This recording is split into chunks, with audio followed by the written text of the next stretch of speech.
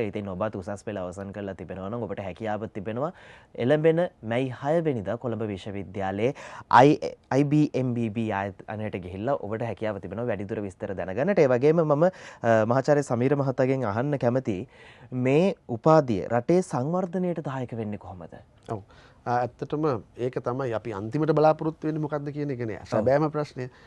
එතනදී අපි අංක 1ට බලාපොරොත්තු වෙනවා රටේ අධ්‍යාපනය වෙනුවෙන් හැමෝටම දැනෙන අපිට සන්තෝෂ වෙන්න පුළුවන් යුනිවර්සිටි එකක් විදියට සන්තෝෂ වෙන්න පුළුවන් ගුරුවරු විදියට සන්තෝෂ වෙන්න පුළුවන් වගේම මේ ඩිග්‍රී එක මේ ප්‍රෝග්‍රෑම් එක හදාරලා එළියට යන ශිෂ්‍යයා ඊ타ත්ම පිරිපුන් ඒ වයසට සාපේක්ෂව ඊ타ත්ම දැනුමෙන් සහ කුසලතාවෙන් පිරිපුන් දරුවෙක් හදීම තමයි අපේ බලාපොරොත්තුව. එතනදී අපි මේකේ නමම දාලා තියෙනවානේ මොලිකියුලර් බයොලොජි. මොලිකියුලර් බයොලොජි කියන්නේ අණුක ජීව විද්‍යාව. ලෝකේ ප්‍රසිද්ධම නැගීගෙන ආපු ඉස්සරහට දියුණු වෙන විෂයක්.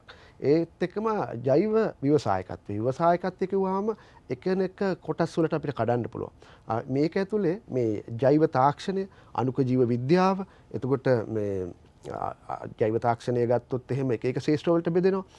ආහාර පැත්තෙන්, මෙඩිසින් පැත්තෙන්, එතකොට සාගර සම්පත් පැත්තෙන් මේ කියන හැම ශේෂ්ත්‍රයක්ම හරහා එන ජෛව තාක්ෂණික මෙවලම් හැසිරවීම ඒ තුලින් කොහොමද ඔන්ටර්ප්‍රෙනර් කෙනෙක් වෙන්නේ කියන එක අපි කියලා දෙනවා. ඒ කියන්නේ මේක නිකන් ඩිග්‍රියක් නෙමෙයි. මම උදාහරණයක් විදිහට කිව්වොත් දියුණු රටවල් වල ඇමරිකාවේ ගත්තොත් මේ ඔන්ටර්ප්‍රෙනර්ෂිප් කියන එක මේ ඔන්ටර්ප්‍රෙනර්ස්ලා ඉන්නවා 100ට 15 18ක් හෝ ඊට වැඩිය. එතකොට අපේ රටේ ඉන්නේ ඉතාම අඩු ප්‍රමාණය. ඒ නිසා අපි මේකේ අන්තිමට බලාපොරොත්තු වෙනවා දැනුමෙන් කුසලතාවෙන් පිරිපුන් සහ රටේ සංවර්ධනයට ආර්ථිකයට නිමවුම් ආර්ථිකයකට අඩිය තියන්න පුළුවන් පිරිපුන් ශිෂ්‍යෙක් නිර්මාණය කරන්න.